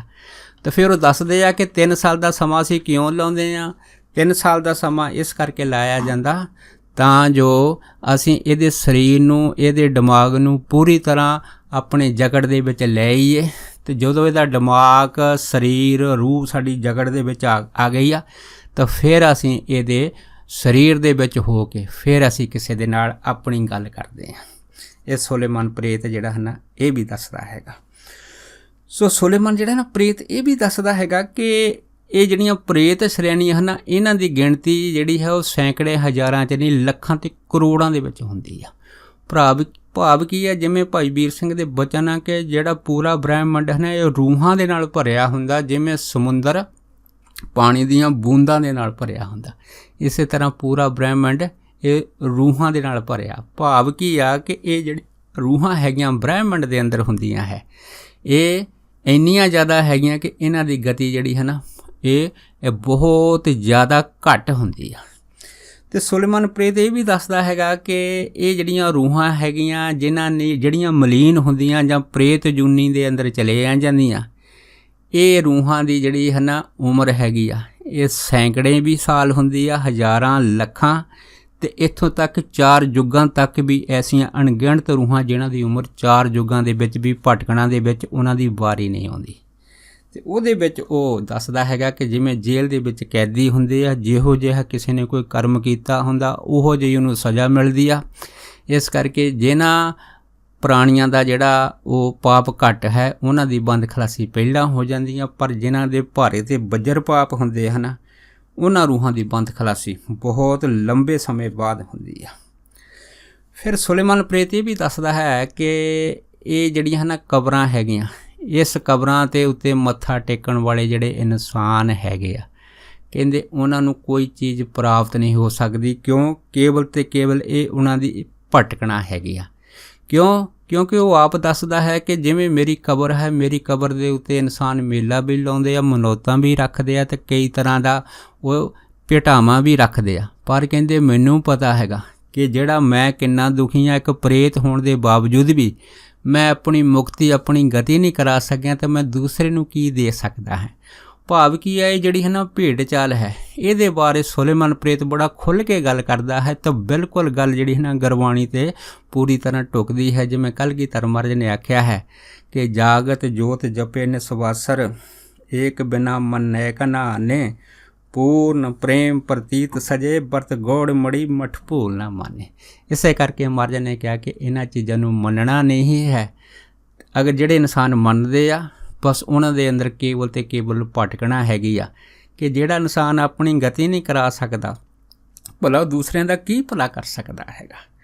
ਸੋ ਇਸ ਤਰ੍ਹਾਂ ਦੇ ਅਨੇਕਾਂ ਪ੍ਰਮਾਣ ਸਾਨੂੰ ਭਾਈ ਗੁਰਦਾਸ ਜੀ ਦੀ ਬਾਣੀ ਦੇ ਵਿੱਚ ਸਹਿਜ ਦੇ ਵਿੱਚ ਹੀ ਪ੍ਰਾਪਤ ਹੋ ਜਾਂਦੇ ਆ। ਇਸੇ ਤਰ੍ਹਾਂ ਹੈ ਨਾ ਸੁਲੇਮਾਨ ਨੂੰ ਜਿਹੜਾ ਪ੍ਰੇਤ ਹੈਗਾ ਉਹ ਇਹ ਵੀ ਦੱਸਦਾ ਹੈਗਾ ਕਿ ਪ੍ਰੇਤਾਂ ਦੇ ਅੰਦਰ ਇੱਕ ਨਹੀਂ ਅਨੇਕ ਤਰ੍ਹਾਂ ਦੀਆਂ ਜਾਤੀਆਂ ਜਿਹੜੀਆਂ ਹਨ ਉਹ ਪਾਈਆਂ ਜਾਂਦੀਆਂ ਹੈ, ਜਿਹਦਾ ਖੁਲਾਸਾ ਗੁਰਬਾਣੀ ਦੇ ਵਿੱਚ ਵੀ ਕੀਤਾ ਕਿ ਕਈ ਕੋਟ ਭੂਤ ਪ੍ਰੇਤ ਸੂਕਰ ਮਿਰ। ਕੋਟ ਦਾ ਭਾਵ ਹੈ ਜਾਤੀਆਂ। ਜਾਤੀਆਂ ਕੀ ਹੁੰਦੀਆਂ? ਜਿਵੇਂ ਮੱਛੀ ਹੈ, ਜਾਤ ਤਾਂ ਇੱਕੋ ਹੀ ਹੈ, ਲੇਕਿਨ ਮੱਛੀ ਦੇ ਅੰਦਰ ਕਿਸਮਾਂ ਜਿਹੜੀਆਂ ਅਨੇਕ ਤਰ੍ਹਾਂ ਦੀਆਂ ਹੁੰਦੀਆਂ। ਭਾਵ ਕਿ ਹਰੇਕ ਜੁਨੀ ਦੀਆਂ ਕਿਸਮਾਂ ਜਿਹੜੀਆਂ ਉਹ ਅਲੱਗ-ਅਲੱਗ ਤਰ੍ਹਾਂ ਦੀਆਂ। ਇਸ ਤਰ੍ਹਾਂ ਇਹਨਾਂ ਰੂਹਾਂ ਦੇ ਅੰਦਰ ਇਹਨਾਂ ਜਾਤੀਆਂ ਦੀਆਂ ਕਿਸਮਾਂ ਜਿਹੜੀਆਂ ਹਨ ਅਲੱਗ-ਅਲੱਗ ਹੁੰਦੀਆਂ ਹੈ। ਤੋ ਫਿਰ ਸੁਲੇਮਾਨ ਪ੍ਰੇਤ ਇਹ ਵੀ ਦੱਸਦਾ ਹੈਗਾ ਕਿ ਜਿਹੜੇ ਪ੍ਰੇਤ ਵਾਹਨ ਆਪਣੀ ਦੁਨੀਆ ਦੇ ਵਿੱਚ ਦੂਸਰੀਆਂ ਜਿਹੜੀਆਂ ਪ੍ਰੇਤ ਰੂਹਾਂ ਹੈ ਉਹਨੂੰ ਮਿਲ ਸਕਦੇ ਆ। ਜਿਵੇਂ ਅਸੀਂ ਸੰਸਾਰੀ ਲੋਕੀ ਜਿਹੜੇ ਆ ਹੈ ਨਾ ਇੱਕ ਦੂਸਰੇ ਨੂੰ ਮਿਲ ਸਕਦੇ ਆ, ਇਸੇ ਤਰ੍ਹਾਂ ਜਿਹੜੇ ਮਰੇ ਹੋਏ ਇਨਸਾਨ ਆ ਜਾਂ ਪ੍ਰੇਤ ਜੂਨੀ ਵਾਲੀਆਂ ਰੂਹਾਂ ਹੈਗੀਆਂ ਉਹ ਵੀ ਇੱਕ ਦੂਜੇ ਨੂੰ ਸਹਿਜ ਦੇ ਵਿੱਚ ਹੀ ਮਿਲ ਜਾਂਦੀਆਂ।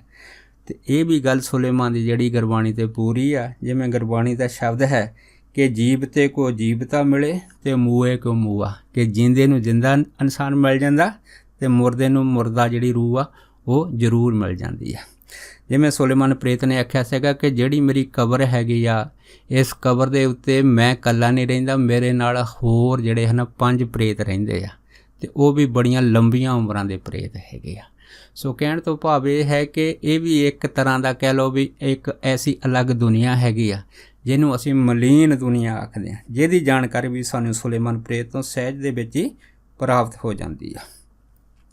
ਫਿਰ ਸੁਲੇਮਾਨ ਜਿਹੜਾ ਹੈ ਨਾ ਪ੍ਰੇਤ ਇਹ ਵੀ ਦੱਸਦਾ ਹੈਗਾ ਕਿ ਜਿਹੜੇ ਇਨਸਾਨ ਵਾਹਿਗੁਰੂ ਦੀ ਹੋਂਦ ਤੋਂ ਮੁੱਕਰ ਜਾਂਦੇ ਹਨ ਜਾਂ ਇਨਕਾਰੀ ਹੋ ਜਾਂਦੇ ਹੈ, ਕਹਿੰਦੇ ਉਹਨਾਂ ਇਨਸਾਨਾਂ ਦਾ ਫਿਰ ਕੋਈ ਵਜੂਦ ਨਹੀਂ ਹੁੰਦਾ ਹੈ।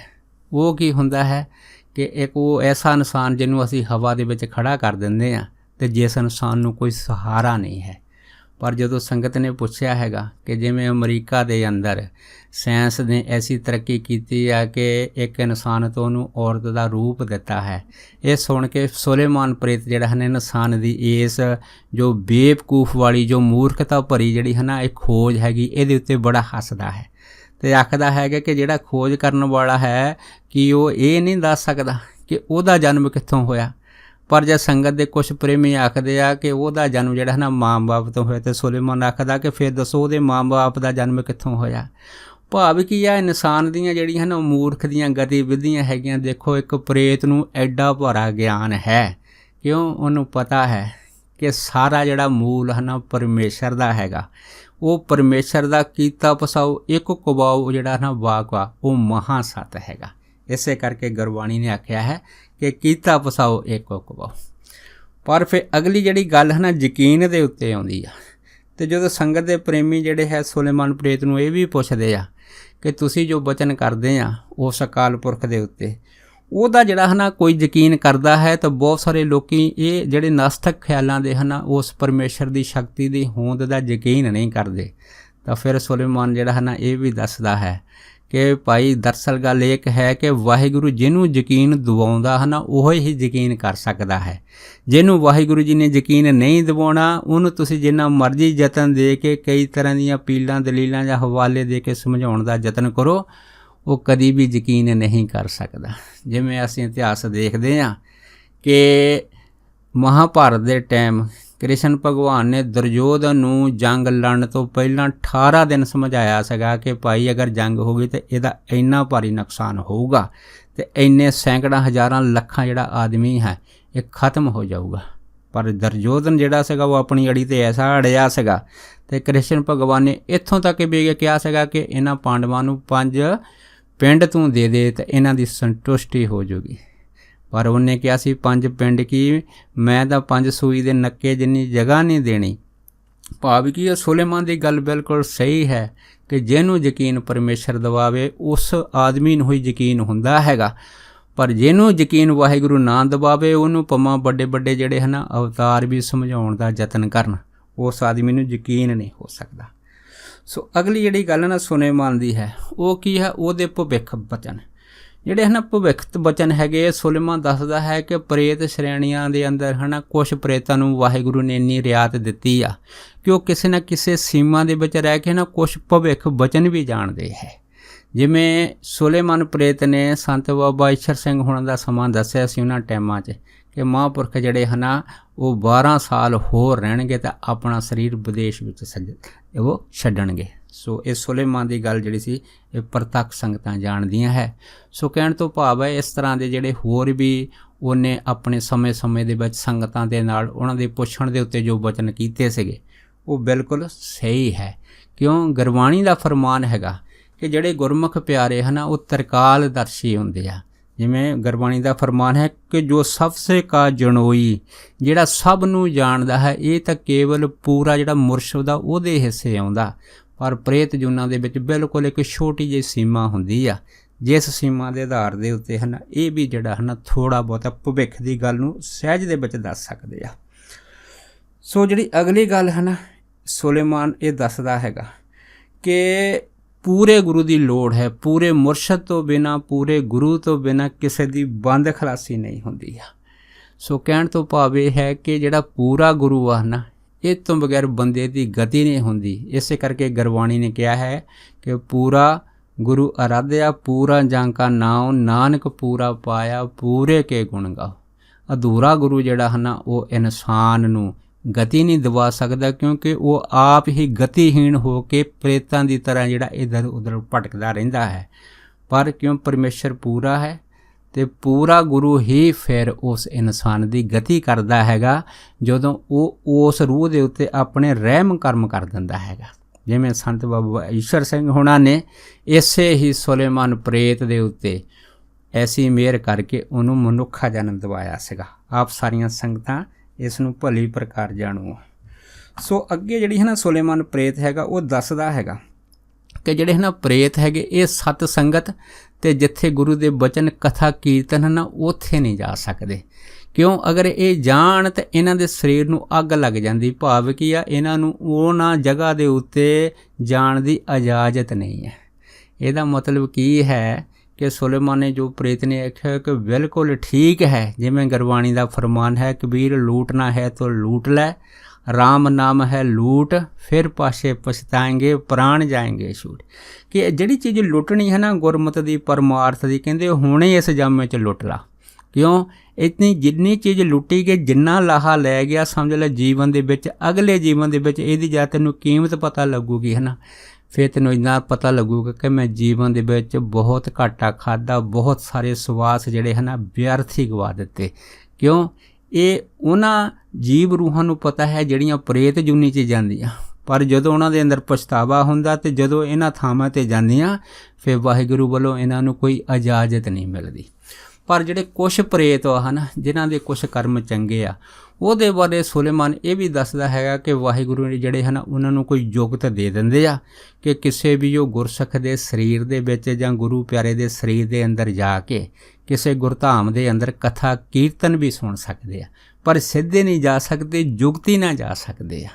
ਪਰ ਇਹ ਵੀ ਜਿਹੜੀ ਗੱਲ ਉਦੋਂ ਹੁੰਦੀ ਆ ਜਦੋਂ ਉਸ ਰੂਹ ਨੇ ਆਪਣੀ ਜ਼ਿੰਦਗੀ ਦੇ ਵਿੱਚ ਕੁਛ ਦੁਨੀਆ ਦੇ ਵਿੱਚ ਪਰਉਪਕਾਰ ਦੇ ਕੰਮ ਵੀ ਕੀਤੇ ਹੋਣ, ਅਤੇ ਪਰਉਪਕਾਰ ਦੇ ਕੀਤੇ ਹੋਏ ਕੰਮਾਂ ਦਾ ਜਿਹੜਾ ਹੈ ਨਾ ਇਸ ਪ੍ਰੇਤ ਨੂੰ ਫਿਰ ਫਲ ਮਿਲ ਜਾਂਦਾ ਹੈਗਾ ਕਿ ਉਹ ਕਿਸੇ ਗੁਰਮੁਖ ਦੀ ਜਾਂ ਕਿਸੇ ਹੋਰ ਗੁਰੂ ਦੇ ਪਿਆਰੇ ਦੇ ਸਰੀਰ ਦੇ ਵਿੱਚ ਦਾਖਲ ਹੋ ਗਏ, ਉਹ ਕਿਸੇ ਗੁਰਧਾਮ ਦੇ ਅੰਦਰ ਕਥਾ ਕੀਰਤਨ ਸੁਣ ਸਕਦੇ ਆ। ਜਿਵੇਂ ਆਪਾਂ ਦੇਖਦੇ ਹਾਂ ਕਿ ਸੰਤ ਸਿੰਘ ਮਸਕੀਨ ਹੁਣਾਂ ਨੇ ਵੀ ਇਹਦੇ ਉੱਤੇ ਬਹੁਤ ਸਾਰੇ ਵਿਚਾਰ ਸੰਗਤਾਂ ਦੇ ਨਾਲ ਸਾਂਝੇ ਕੀਤੇ ਆ ਕਿ ਜਿਵੇਂ ਇੱਕ ਅੰਮ੍ਰਿਤਧਾਰੀ ਬੀਬੀ ਦੇ ਅੰਦਰ ਇੱਕ ਕਰਾਚੀ ਦਾ ਜਿਹੜਾ ਪ੍ਰੇਤ ਸੀਗਾ, ਉਹ ਸਰੀਰ 'ਤੇ ਕਬਜ਼ਾ ਕਰਕੇ ਦਰਬਾਰ ਸਾਹਿਬ ਮੱਥਾ ਟੇਕਣ ਆਉਂਦਾ ਰਿਹਾ ਹੈਗਾ। ਸੋ ਇਹ ਵੀ ਯੁਕਤ ਜਿਹੜੀ ਹੈ ਨਾ ਸੁਲੇਮਾਨ ਇਹ ਸਾਨੂੰ ਸਾਰੀਆਂ ਸੰਗਤਾਂ ਨੂੰ ਦੱਸਦਾ ਹੈਗਾ। ਭਾਵ ਕੀ ਆ, ਜਿਵੇਂ ਗੁਰਬਾਣੀ ਦਾ ਫਰਮਾਨ ਹੈ ਕਿ ਮੁਕਤ ਯੁਕਤ ਨਾਮੇ ਕੀ ਦੱਸਦੀ, ਕਿ ਜਿਹੜੀ ਮੁਕਤੀ ਹੈ ਨਾ ਉਹ ਯੁਕਤੀ ਦੇ ਨਾਲ ਪ੍ਰਾਪਤ ਹੋ ਜਾਂਦੀ ਹੈ, ਅਤੇ ਯੁਕਤੀ ਜਿਹੜੀ ਹੈ ਉਹ ਉਸ ਗੁਰੂ ਦੇ ਪਿਆਰੇ ਦੇ ਦਾਸ ਤੋਂ ਬਗੈਰ ਜਿਹੜੀ ਹੈ ਨਾ ਉਹ ਸਾਨੂੰ ਮਿਲਦੀ ਨਹੀਂ ਹੈਗੀ ਆ।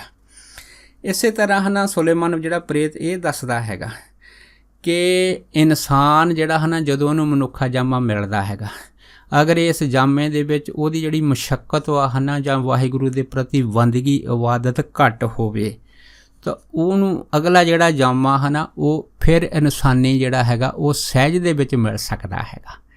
ਇਹ ਵੀ ਜਿਹੜੀ ਹੈ ਨਾ ਗੱਲ ਬਿਲਕੁਲ ਠੀਕ ਆ। ਜਿਵੇਂ ਗੁਰਬਾਣੀ ਦਾ ਫਰਮਾਨ ਹੈ ਕਿ ਬਹੁਤ ਜਨਮ ਵਿਛੜੇ ਥੇ ਮਾਧੋ ਇਹ ਜਨਮ ਤੁਮਾਰੇ ਲੇਖੇ। ਭਾਵ ਕੀ ਹੈ ਕਿ ਬਹੁਤ ਜਨਮ ਜਿਹੜੇ ਹਨ ਵਿਛੜੇ ਆ। ਭਾਵ ਕੀ ਆ, ਬੰਦਗੀ ਘੱਟ ਹੈ, ਸਿਮਰਨ ਘੱਟ ਹੈ, ਬਾਰ-ਬਾਰ ਫਿਰ ਮਨੁੱਖਾਂ ਦੀ ਦੇਹੀ ਦੇ ਅੰਦਰ ਆਉਣਾ, ਅਤੇ ਇਹ ਜਦ ਤੱਕ ਇਨਸਾਨ ਇਹਦੇ ਵਿੱਚ ਪੂਰਾ ਮੁਕੰਮਲ ਨਹੀਂ ਹੁੰਦਾ ਤਦ ਤੱਕ ਇਹ ਜਿਹੜਾ ਹੈ ਨਾ ਚੱਕਰ ਚੱਲਿਆ ਰਹਿੰਦਾ ਹੈਗਾ। ਜਦੋਂ ਨਾਮ ਦੇ ਵਿੱਚ ਵਾਹਿਗੁਰੂ ਦੀ ਬਰਕਤ ਦੇ ਅਨੁਸਾਰ ਕਿਸੇ ਪੂਰੇ ਮੁਰਸ਼ਦ ਦੀ ਸ਼ੋਅ ਦੇ ਨਾਲ ਇਨਸਾਨ ਮੁਕੰਮਲ ਹੋ ਜਾਂਦਾ ਹੈ ਨਾ, ਫਿਰ ਉਹ ਪਰਮੇਸ਼ਰ ਦੀ ਜੋਤ ਦੇ ਅੰਦਰ ਆਪਣੀ ਆਧੀਨ ਜਿਹੜਾ ਹੈਗਾ ਉਹ ਵਾਹਿਗੁਰੂ ਦੀ ਕਿਰਪਾ ਸਦਕੇ ਕਰ ਦਿੰਦਾ। ਭਾਵ ਕੀ ਆ, ਉਹ ਫਿਰ ਰੂਹ ਪੂਰੀ ਹੋ ਜਾਂਦੀ ਆ। ਜਿਵੇਂ ਗੁਰਬਾਣੀ ਦਾ ਫਰਮਾਨ ਹੈ ਕਿ ਬਹੁਤ ਜਨਮ ਵਿਛੜੇ ਥੇ ਮਾਦੇ ਜਨਮ ਤੁਮਾਰੇ ਲੇਖੇ, ਕਹਿ ਰਵਿਦਾਸ ਆਸ ਲਗ ਜੀਵੋ ਚਿਰ ਪਇਓ ਦਰਸ਼ਨ ਦੇਖੇ। ਭਾਵ ਕੀ ਹੈ ਕਿ ਹੁਣ ਇਸ ਮਨ 'ਤੇ ਆਸ ਹੈ ਕਿ ਐਤਕੀ ਇਸ ਜੀਵਨ ਦੇ ਵਿੱਚ ਪੂਰਾ ਹੰਭਲਾ ਮਾਰ ਕੇ ਗੁਰੂ ਦੀ ਕਿਰਪਾ ਦੇ ਸਦਕਾ ਆਪਣੀ ਮਿਹਨਤ ਕਰਕੇ, ਬੰਦਗੀ ਕਰਕੇ, ਆਪਣੇ ਜੀਵਨ ਨੂੰ ਉੱਚਾ ਅਤੇ ਸੁੱਚਾ ਬਣਾ ਕੇ ਫਿਰ ਅਗਲਾ ਜਿਹੜਾ ਹੈ ਨਾ ਜੋ ਵਾਹਿਗੁਰੂ ਦਾ ਪਿਆਰ ਹੈਗਾ ਉਸ ਪਿਆਰ ਨੂੰ ਆਪਣੇ ਦੇ ਅੰਦਰ, ਆਪਣੇ ਹਿਰਦੇ ਦੇ ਅੰਦਰ ਵਸਾ ਕੇ ਫਿਰ ਇਨਸਾਨ ਜਿਹੜਾ ਉੱਚੇ ਮੰਡਲਾਂ ਨੂੰ ਤਰੱਕੀ ਕਰ ਸਕਦਾ ਹੈਗਾ। ਫਿਰ ਜਿਹੜੀ ਅਗਲੀ ਗੱਲ ਨਾ ਸੁਲੇਮਾਨ ਪ੍ਰੇਤ ਦੀ ਇਸ 1000 ਸਾਲ ਪ੍ਰੇਤ ਦੇ ਜੀਵਨ ਦੇ ਜਾਂ ਜੂਨ ਦੇ ਵਿੱਚ ਆਈ ਆ, ਉਹਨੇ ਇਹ ਗੱਲ ਜਿਹੜੀ ਹੈ ਪ੍ਰਤੱਖ ਤੌਰ 'ਤੇ ਮੰਨੀ ਆ ਕਿ ਸਭ ਤੋਂ ਜਿਹੜਾ ਵੱਡਾ ਦਰ ਹੈ ਨਾ ਗੁਰੂ ਨਾਨਕ ਦਾ ਘਰ ਹੈਗਾ। ਗੁਰੂ ਨਾਨਕ ਦਾ ਘਰ ਸਭ ਤੋਂ ਉੱਚਾ ਅਤੇ ਸੁੱਚਾ ਹੈਗਾ। ਇਸੇ ਕਰਕੇ ਗੁਰਬਾਣੀ ਨੇ ਕਹਿ ਦਿੱਤਾ ਹੈ ਕਿ ਤੀਸਰਾ ਜਿਹੜਾ ਮਜ਼ਹਬ ਹੈ ਜਾਂ ਧਰਮ ਹੈ ਉਹ ਖਾਲਸਾ ਹੈ। ਖਾਲਸਾ ਜਿਹੜਾ ਹੈ ਨਾ ਇਹ ਸਾਰਿਆਂ ਦਾ ਪ੍ਰਧਾਨ ਧਰਮ ਹੈ। ਕਿਉਂ? ਇਹ ਪੂਰਾ ਹੈ, ਪੂਰੇ ਗੁਰ ਕੀ ਪੂਰੀ ਦਿਖਿਆ ਹੈਗਾ। ਇਹ ਸਿੱਖ ਪੰਥ ਜਿਹੜਾ ਹੈ ਨਾ ਆਪ ਨਿਰੰਕਾਲ ਅਕਾਲ ਪੁਰਖ ਦਾ ਆਪਣਾ ਹੀ ਪੰਥ ਹੈਗਾ। ਸੋ ਇਹਦੀ ਜਿਹੜੀ ਹੈ ਨਾ ਸਿਫਤ ਸਲਾਹ ਹੈ ਉਹ ਵੀ ਸੁਲੇਮਾਨ ਕਰਦਾ ਹੈਗਾ ਕਿਉਂਕਿ ਸੁਲੇਮਾਨ ਨੂੰ ਧਰਮਰਾਜ ਦੀ ਕਚਹਿਰੀ ਦੇ ਵਿੱਚ ਜਿਹੜਾ ਸੀ ਉਹ ਦੱਸਿਆ ਗਿਆ ਹੈਗਾ ਕਿ ਤੇਰੀ ਜਿਹੜੀ ਮੁਕਤੀ ਆ ਨਾ, ਇਹ ਸਿੱਖ ਧਰਮ ਦੇ ਜਿਹੜੇ ਮਹਾਂਪੁਰਖ ਆ ਸੰਤ ਬਾਬਾ ਈਸ਼ਰ ਸਿੰਘ ਜੀ, ਉਹਨਾਂ ਦੀ ਬਦੌਲਤ, ਉਹਨਾਂ ਦੀ ਕਿਰਪਾ ਦੇ ਨਾਲ ਹੋਊਗੀ। ਅਤੇ ਇਸੇ ਤਰ੍ਹਾਂ ਜਿਹੜਾ ਸੁਲੇਮਾਨ ਦਾ ਆਧਾਰ ਜਿਹੜਾ ਸੀ ਉਹ ਹੋਇਆ ਸੀਗਾ। ਬਾਕੀ ਸੁਲੇਮਾਨ ਨੇ ਇਹ ਵੀ ਦੱਸਿਆ ਹੈਗਾ ਕਿ ਜਿਵੇਂ 10ਵਾਂ ਗ੍ਰੰਥ ਦੇ ਅੰਦਰ ਜਾਂ ਗੁਰਸਿੱਖਾਂ ਨੇ ਕਲਗੀਧਰ ਮਹਾਰਾਜ ਨੇ ਜਿਹੜੇ ਬਚਨ ਕੀਤੇ ਸੀ ਕਿ ਤੁਸੀਂ ਗੱਦੀ ਧੰਨ ਗੁਰੂ ਗ੍ਰੰਥ ਸਾਹਿਬ ਨੂੰ ਬਖਸ਼ੀ ਹੈਗੀ ਆ, ਪਰ ਸਾਡਾ ਚਿੱਤ ਅਜੇ ਜਿਹੜਾ ਹੈ ਨਾ ਤੁਹਾਡੇ ਦਰਸ਼ਨਾਂ ਤੋਂ ਭਰਿਆ ਨਹੀਂ, ਅਤੇ ਤੁਸੀਂ ਦੱਸੋ ਕਿ ਕੁਛ ਐਸਾ ਵਿਧੀ ਵਿਧਾਨ ਹੋ ਸਕਦਾ ਜਿਹਦੇ ਨਾਲ ਸਾਨੂੰ ਤੁਹਾਡੇ ਦਰਸ਼ਨ ਪ੍ਰਾਪਤ ਹੋ ਸਕਦੇ ਆ। ਫਿਰ ਕਲਗੀਧਰ ਮਹਾਰਾਜ ਨੇ ਬਖਸ਼ਿਸ਼ ਕੀਤੀ ਸੀ ਅਤੇ ਦੱਸਿਆ ਸੀਗਾ ਭਾਈ ਕਿ ਅਸੀਂ 10 ਜਾਮੇ ਤਾਂ ਲੈ ਚੁੱਕੇ ਹਾਂ ਅਤੇ 84 ਜਾਮੇ ਹੋਰ ਲਵਾਂਗੇ। ਅਤੇ ਇਹਦੇ ਵਿੱਚ ਸੁਲੇਮਾਨ ਨੇ ਜਿਹੜਾ ਹੈ ਨਾ ਪ੍ਰਤੱਖ ਤੌਰ 'ਤੇ ਦੱਸਿਆ ਹੈਗਾ ਕਿ ਜਿਹੜੇ 84 ਜਾਮੇ ਹਨ ਸੰਤਾਂ ਦੇ ਰੂਪ ਦੇ ਵਿੱਚ ਗੁਰੂ ਨਾਨਕ ਸਾਹਿਬ ਲੈਣਗੇ, ਜਿਹਦੇ ਵਿੱਚ ਉਹਨਾਂ ਨੇ ਇਹ ਗੱਲ ਜਿਹੜੀ ਆ ਖੋਲ੍ਹ ਕੇ ਦੱਸੀ ਆ ਕਿ ਜਿਵੇਂ ਸੰਤ ਬਾਬਾ ਈਸ਼ਰ ਸਿੰਘ ਜੀ ਆ, ਸੰਤ ਬਾਬਾ ਅਤਰ ਸਿੰਘ ਜੀ ਮਸਤੂਆਣੇ ਵਾਲੇ, ਸੰਤ ਬਾਬਾ ਅਤਰ ਸਿੰਘ ਜੀ ਰੇਰੂ ਵਾਲੇ, ਸੰਤ ਬਾਬਾ ਆਨੰਦ ਸਿੰਘ ਜੀ ਨਾਨਕਸਰ ਵਾਲੇ, ਭਾਵ ਕਿ ਆ ਜਿਹੜੇ ਪੂਰਨ ਮਹਾਂਪੁਰਖ ਉਹਨਾਂ ਟਾਈਮਾਂ ਦੇ ਵਿੱਚ ਸੁਲੇਮਾਨ ਦੀ ਨਜ਼ਰ 'ਚ ਆਏ ਸੀਗੇ। ਉਹਨਾਂ ਨੇ ਦੱਸਿਆ ਸੀਗਾ ਵੀ ਇਹ ਗੁਰੂ ਨਾਨਕ ਸਾਹਿਬ ਦਾ ਰੂਪ ਹੈ, ਅਤੇ ਨਾਲ ਇਹ ਵੀ ਗੱਲ ਦੱਸੀ ਆ ਕਿ ਜਦੋਂ ਕੋਈ ਸਮੇਂ ਦਾ ਅਵਤਾਰ ਹੁੰਦਾ ਹੈਗਾ ਉਸ ਟਾਈਮ ਉਹਦੀ ਦੁਨੀਆ ਦੇ ਵਿੱਚ ਕਦਰ ਇੱਜ਼ਤ ਵਡਿਆਈ ਨਹੀਂ ਹੁੰਦੀ, ਪਰ ਜਦੋਂ ਉਹ ਸੰਸਾਰ ਤੋਂ ਚਲਾ ਜਾਂਦਾ ਫਿਰ ਦੁਨੀਆ ਜਿਹੜੀ ਹੈ ਨਾ ਉਹਨੂੰ ਪੂਜਦੀ ਹੈ ਜਾਂ ਲੱਭਦੀ ਹੈ। ਇਸੇ ਤਰ੍ਹਾਂ ਉਹਨੇ ਦੱਸਿਆ ਸੀਗਾ ਗੁਰੂ ਨਾਨਕ ਸਾਹਿਬ ਹੋਣਾ ਦੇ ਸਮੇਂ ਵਿੱਚ ਵੀ ਦੁਨੀਆ ਨੇ ਬਾਬੇ ਨਾਨਕ ਨੂੰ ਕਰਾਈਆ ਕਿਹਾ ਸੀਗਾ, ਅਤੇ ਪਰ ਜਦੋਂ ਗੁਰੂ ਨਾਨਕ ਸਾਹਿਬ ਇਸ ਸੰਸਾਰ ਦੇ ਵਿੱਚੋਂ ਆਪਣੀ ਜੋਤ ਦੇ ਵਿੱਚੋਂ ਭੇਦ ਹੋ ਗਿਆ ਅਤੇ ਫਿਰ ਅੱਜ ਦੁਨੀਆ ਜਿਹੜੀ ਹੈ ਬਾਬੇ ਨਾਨਕ ਨੂੰ ਆਵਾਜ਼ਾਂ ਮਾਰਦੀ ਆ। ਭਾਵੇਂ ਕਿ ਇਹ ਗੱਲ ਬਿਲਕੁਲ ਸਹੀ ਹੈ ਕਿ ਮਹਾਂਪੁਰਖਾਂ ਦੇ ਹੁੰਦਿਆਂ ਜਿਹੜੇ ਹਨ ਉਸ ਟਾਈਮ ਦੇ ਜਿਹੜੇ ਪੁਰਾਣੇ ਹੁੰਦੇ ਆ ਉਹ ਮਹਾਂਪੁਰਖਾਂ ਦੀ ਉਹਨਾਂ ਇੱਜ਼ਤ ਮਾਣ ਸਤਿਕਾਰ ਨਹੀਂ ਕਰਦੇ, ਪਰ ਜਦੋਂ ਉਹ ਮਹਾਂਪੁਰਖ ਇਸ ਦੁਨੀਆ ਤੋਂ ਵਿੱਚੋਂ ਛੋਪਲੇ ਹੀ ਚਲੇ ਜਾਂਦੇ ਆ ਫਿਰ ਉਹਨਾਂ ਦੀਆਂ ਯਾਦਗਾਰਾਂ ਬਣਾ ਕੇ ਫਿਰ ਉਹੀ ਸੰਜੜ ਜਿਹੜੇ ਆ ਉਹਨਾਂ ਨੂੰ ਲੱਭਦੇ ਰਹਿੰਦੇ ਆ। ਇਹ ਦੁਨੀਆ ਦੀ ਇੱਕ ਐਸੀ ਰੀਤ ਹੈ ਜਿਹੜੀ ਸੁਲੇਮਾਨ ਪ੍ਰੇਤ ਨੇ ਖੁੱਲ੍ਹ ਕੇ ਦੱਸੀ ਆ। ਭਾਵ ਕੀ ਆ, ਇਸ ਤਰ੍ਹਾਂ ਦੇ ਹਨ ਬਹੁਤ ਸਾਰੇ ਜਿਹੜੇ ਸਵਾਲ ਜਵਾਬ ਆ ਸੁਲੇਮਾਨ ਦੱਸਦਾ ਹੈਗਾ, ਅਤੇ ਉਹਦੇ ਜਿੰਨੇ ਵੀ ਸਵਾਲ ਜਵਾਬ ਇਹ ਪੂਰਨ ਗੁਰਬਾਣੀ ਦੇ ਉੱਤੇ ਢੁਕਦੇ ਆ। ਭਾਵ ਕੀ ਆ, ਦੱਸਿਆ ਹੈ ਭਾਈ ਇਹ ਜਿਹੜਾ ਸੰਸਾਰ ਝੂਠਾ ਹੈਗਾ, ਮੌਤ ਤੋਂ ਬਾਅਦ ਜੋ ਅਸਲ ਸੱਚਾਈ ਹੈ ਨਾ ਉਹ ਸਭ ਦੇ ਸਾਹਮਣੇ ਪ੍ਰਗਟ ਹੋ ਜਾਣੀ ਆ। ਅਗਰ ਕੋਈ ਆਦਮੀ ਕਹੇ ਕਿ ਭਾਈ ਧਰਮਰਾਜ ਨਹੀਂ ਹੁੰਦਾ ਜਾਂ ਆਹ ਚੀਜ਼ ਨਹੀਂ ਹੁੰਦੀ, ਜੰਮ ਨਹੀਂ ਹੁੰਦੇ, ਭਾਵ ਕੀ ਆ ਸੁਲੇਮਾਨ ਦੱਸਦਾ ਹੈ ਕਿ ਅਸੀਂ ਇਸ ਮੌਤ ਤੋਂ ਬਾਅਦ ਇਕੱਲੇ ਜੰਮ ਦੇ ਪਾਸ ਨਹੀਂ ਜਾਂਦੇ, ਪਤਾ ਨਹੀਂ ਅਸੀਂ ਕਿੰਨੀਆਂ ਮੌਤਾਂ ਦੇ ਵਿੱਚ ਜਾ ਕੇ ਧਰਮਰਾਜ ਦੀ ਕਚਹਿਰੀ ਤੋਂ ਵਾਪਸ ਫਿਰ ਇਸ ਜਾਮੇ ਵਿੱਚ ਆਏ ਹਾਂ।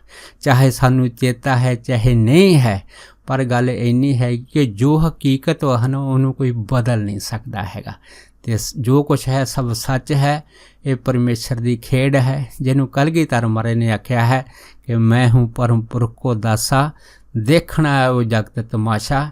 ਇਹ ਜਗ ਦਾ ਤਮਾਸ਼ਾ ਜਿਹੜਾ ਹੈ ਉਹ ਗੁਰੂ ਦੇ ਪਿਆਰੇ ਦੇਖਦੇ ਆ, ਅਤੇ ਇਹ ਸਾਰਾ ਜਿਹੜਾ ਜਗਤ ਤਮਾਸ਼ਾ ਹੈ ਨਾ ਪਰਮੇਸ਼ਰ ਦਾ ਬਣਾਇਆ ਹੋਇਆ, ਇਹ ਉਹਦੀ ਮੌਜ ਦੇ ਵਿੱਚ ਹੈ, ਅਤੇ ਜਦ ਤੱਕ ਉਹਦੀ ਮੌਜ ਹੈ ਇਹ ਤਮਾਸ਼ਾ ਚੱਲਦਾ ਰਹਿੰਦਾ ਹੈਗਾ। ਪਰ ਇਨਸਾਨ ਜਿਹੜਾ ਹੈ ਨਾ ਉਹਨੂੰ ਚਾਹੀਦਾ ਹੈਗਾ ਕਿ ਇਸ ਤਮਾਸ਼ੇ ਦੀ ਜੋ ਅਸਲੀਅਤ ਤੈਅ ਹੈ ਨਾ ਉਹਨੂੰ ਸਮਝ ਕੇ ਵਾਹਿਗੁਰੂ ਦੀ ਬੰਦਗੀ ਕਰਨੀ, ਅਤੇ ਇਹ ਜੋ ਇਨਸਾਨੀ ਮੌਕਾ ਮਿਲਿਆ ਹੈਗਾ ਇਸ ਮੌਕੇ ਨੂੰ ਸੰਭਾਲਦੇ ਹੋਏ ਜਿੰਨਾ ਵੀ ਹੋ ਸਕੇ ਭਜਨ ਸਿਮਰਨ ਇਹਦਾ ਨਾਮ ਧਨ ਇਕੱਠਾ ਕਰਕੇ ਆਪਣੇ ਜੀਵਨ ਨੂੰ ਉੱਚਾ ਤੇ ਸੁੱਚਾ ਬਣਾਉਣਾ ਚਾਹੀਦਾ ਹੈ। ਸੋ ਇੰਨੇ ਬਚਨ ਕਰਦਾ ਹੋਇਆ ਦਾਸ ਖਿਮਾ ਦਾ ਜਾਚਕ ਹੈ ਜੀ, ਹੋਈਆਂ ਭੁੱਲਾਂ ਚੁੱਕਾਂ ਦੀ ਖਿਮਾ ਬਖਸ਼ਣੀ। ਸੋ ਫਤਿਹ ਬੁਲਾਓ ਜੀ। ਵਾਹਿਗੁਰੂ ਜੀ ਕਾ ਖਾਲਸਾ, ਵਾਹਿਗੁਰੂ ਜੀ ਕੀ ਫਤਿਹ।